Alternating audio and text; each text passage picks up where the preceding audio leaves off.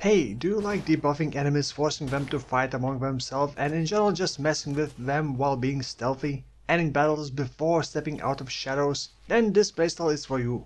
I have been playing Cyberpunk off stream quite a lot and have finished second playthrough on hard difficulty, and this time the build that I chose was much more interesting than the first playthrough where I just focused on guns. This time I was playing sort of Cyberwitch build, able to hack devices, turn enemy turrets against them, confuse enemies into attacking themselves, or straight up applying strong damage over time debuff that spread to our enemies, and even able to hack enemies and forcing them to disable themselves.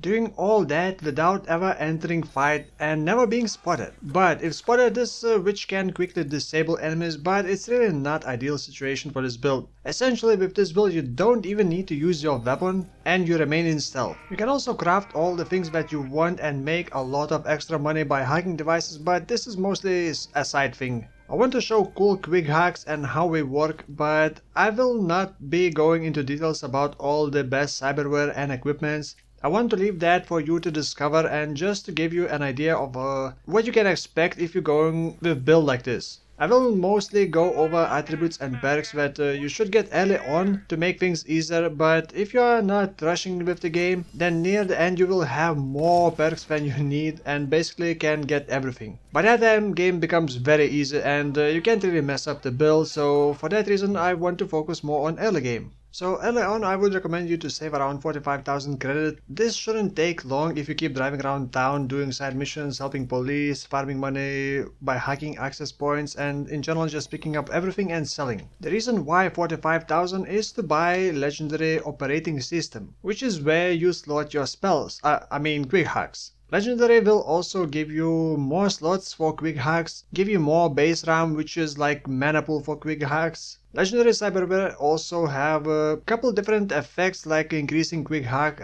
spread distance, increasing RAM recovery rate, reducing cooldown for quick hacks, and so on. Personally, I did not want to look up on the internet what cyberware is available and just went with the first legendary that I found from Ripper Dog. Later you can change it, but early on you just want more RAM and more spells, quick hacks. Unless you want to focus everything on the most boring one, which is probably the most fun early on, Contagion. It's like poison that spreads to nearby enemies. It is also non-lethal, meaning that after disabling enemies with it, they are going to be looking at you while lying on the ground waiting for your judgment. Honestly, Contagion is really strong and later on can crit, which can clear out enemy camps super fast, but later it becomes very boring. Still, I would recommend to start with Contagion. By the way, quick hacks you can buy from Netrunner shops. Quick hacks also have tiers: common, uncommon, rare, epic, legendary. Each tier adds one extra effect. Legendary quick hacks mostly have passive effects like Contagion for example.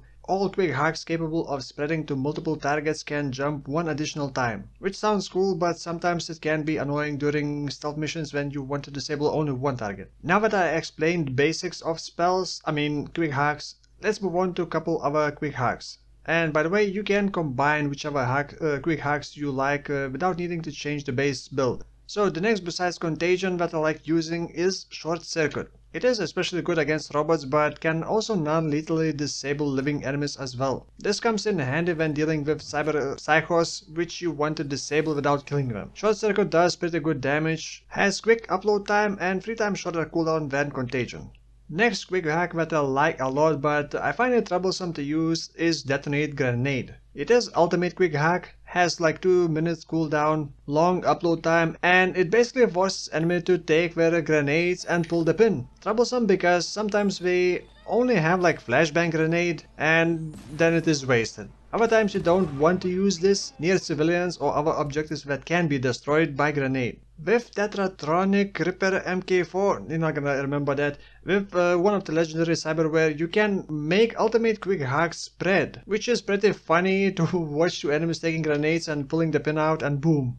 Another quick hack that I use when I want to silently and lethally disable enemies is Suicide Quick Hack. It is another ultimate quick hack with 2 minute cooldown, 8-second upload time, which can spread, so you can disable 2 enemies. This quick hack does what the name implies. Enemies either pull their gun or machete and just disable themselves. Like I said, this can also spread with legendary cyberware.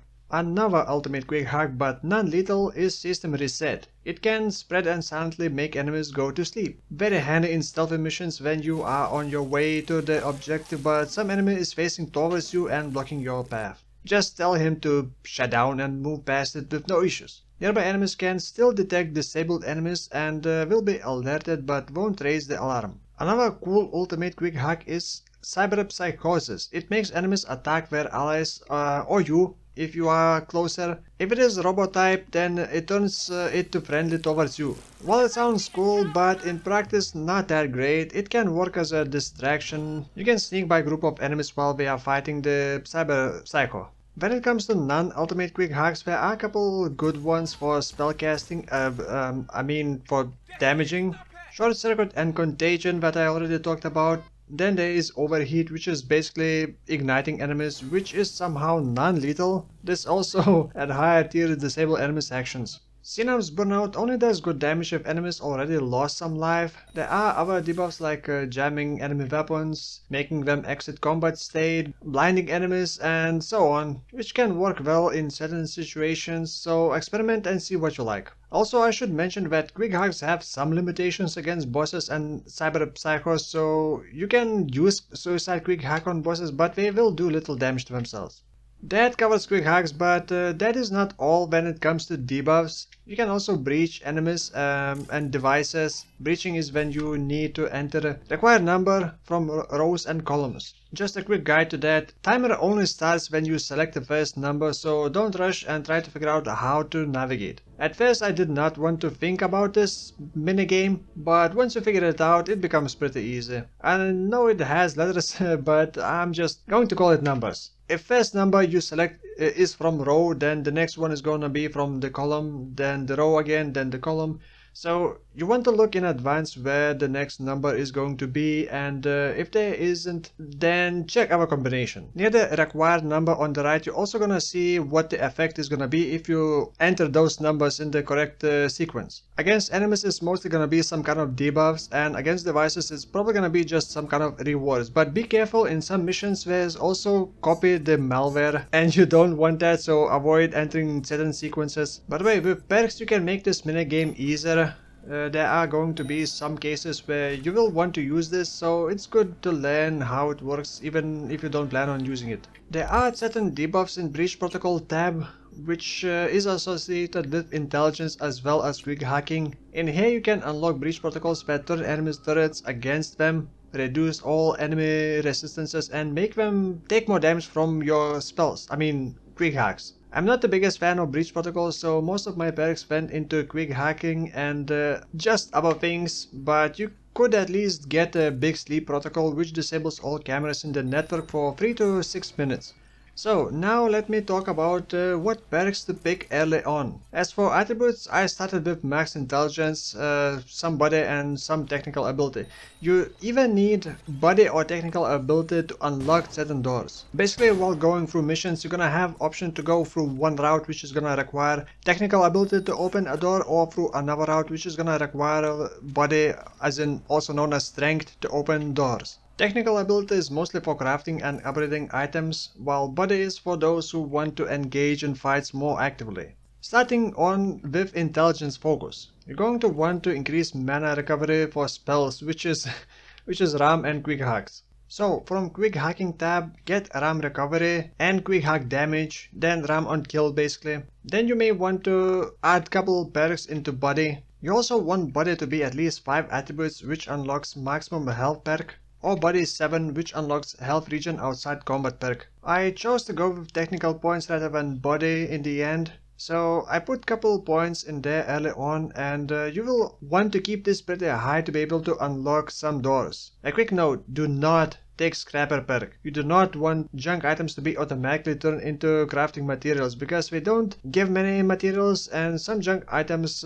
can be sold for 750 credits, which can add up to a couple thousand credits early on. Other equipments that I don't plan on using I disassemble, unless we can be sold for much more than other items. Some clothes and some couple other items can be worth selling rather than disassembling for parts, especially if you want credits early on. You don't actually need to spend perk points in technical ability early on, even if you raise technical ability attribute, rather spend perks in quick hacking instead. By the way, you get one attribute per level, but for perks you gain perks for leveling each tab. For example, leveling quick hacking or engineering or assault tab and so on. Max level is 50, but for perks maximum is level 20 for each tab. So in the end you will have a lot more perks than attributes. You can only reset perks but not attributes. Every Ripper Dog sells reset item for 100,000 credits.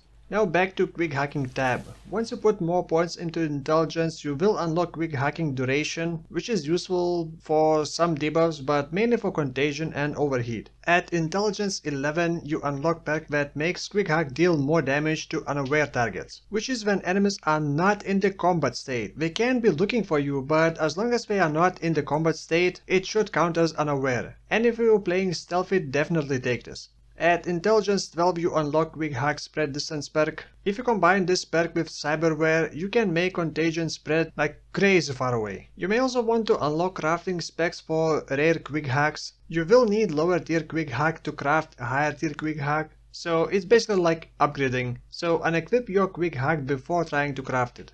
At Intelligence 14 you get another perk for Contagion which allows it to jump to more targets. At Intelligence 16 you unlock a perk which allows Quick Hacks to crit, and now you can start stacking crit, which is a bit tricky since it does not always show your combined critical strike chance in stat window. This allows you to deal crazy damage with Contagion once you get high enough crit chance and crit damage. By the time you get Intelligence 20 you can unlock RAM cost reduction, epic and legendary Quick Hacking craft. You don't need to rush with crafting, but if you're playing this sort of spellcaster build you will want to make your spells as good and as soon as possible.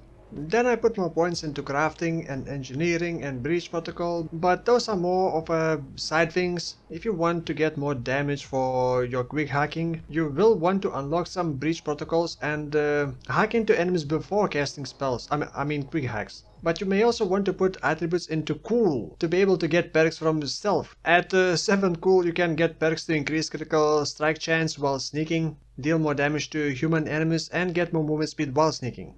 Now I want to quickly talk about some other cyberware and equipments. For cyberware, frontal cortex you can get some RAM recovery, critical chance and critical damage, which will affect your quick hacking. You can also get some critical chance mod in eyes. In circulatory system you can get breach time increase for numbers minigame. All other cyberware isn't very important, so I'm just gonna leave it at that. On weapons and gloves you will want critical strike chance and critical damage, but this is a bit tricky. You will want to draw your weapon out to gain critical chance and critical damage from weapon mods. Mods on clothing don't seem to stack. For example, I got this shirt with 30% critical chance, 2 mods each giving 15%. Both mods have same name, and in stat window I'm only getting 15% critical chance. In fact, it only shows that I have 39% critical chance while standing up with no weapon out, but on close I have 75% critical chance. So critical is a bit tricky when it comes to mods. However, if I draw a tech weapon and start sneaking, my crit chance goes up to 69%. That is because of other perks for sneaking and tech weapon crit chance. So try to get weapon with high critical chance and don't worry about stacking crit chance mods on clothing, because well, they don't seem to stack right now. It could be a bug. A bug in Cyberpunk 2077? What? Anyway, I want to leave enough unknowns for you to explore for yourself, so I'm going to stop here. In video description you will find a link to fully planned build for around level 36. Feel free to add your own input in the comments below. Recently I started my third playthrough as a nomad, trying to do some sort of as I call gorilla build, no weapons, no blades, only utility hacks. I think it should be a fun challenge and I should probably stream it, and at some point I will most likely do another Cyberpunk video. So for now, thank you for watching and I will see you next year.